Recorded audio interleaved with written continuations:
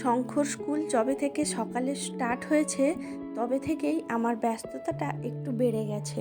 নমস্কার বন্ধুরা, আমি ঝুমা। আমার ছোট্ট সংসারের দৈনন্দিন জীবন নিয়ে নতুন ভিডিওতে তোমাদের স্বাগত। সকালে স্কুল হওয়ার কারণে শঙ্খ সকাল 6টার আগেই বেরিয়ে যায়, আর আমাকে মেয়েকে স্কুলে নিয়ে যেতে হয়। আজকেও তেমন মেয়েকে স্কুলে নিয়ে গেছিলাম, আর আসার পথে এই কুলগুলো দেখতে পেয়েছিলাম। তোমরা হয়তো অনেকেই চিনবে, এগুলোকে আমরা তো খেজুর কুল বলি, তোমরা হয়তো অনেকেই খেজুর হিসেবে চিনবে। যাক, ওগুলো নিয়ে এসেছিলাম। তারপর আমি সকালে যেটা রান্না করেছিলাম সুজির পোলাও, সেটা খেয়ে নিয়েছিলাম। এরপর আবার চটজলদি করে রান্নাটা করে নেব।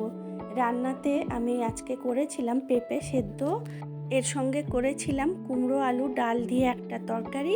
আর এই মাছটার নাম আমি জানি না, সত্যি বলতে কি জানো তো, আমি না ঠিকভাবে মাছের নাম জিজ্ঞেস করলে বলতে পারবো না। যাই হোক, ওই মাছটা দিয়ে ঝাল বানিয়েছিলাম।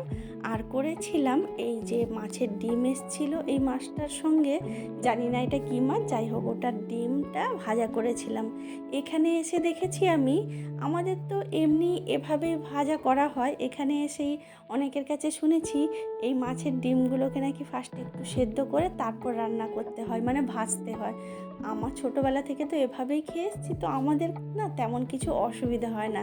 তোমরা কে কীভাবে রান্না করো অবশ্যই আমাকে জানিও। দেখো, তোমাদের সঙ্গে কথা বলতে বলতে আমার প্রায় রান্না শেষই হয়ে এলো। জানো তো, এই গরমে প্রায় দিনই যদিও জল ঢালা ভাত খাচ্ছি, তাও তো মাঝে মাঝে মনে হয় যে ভাত খাওয়া যায়।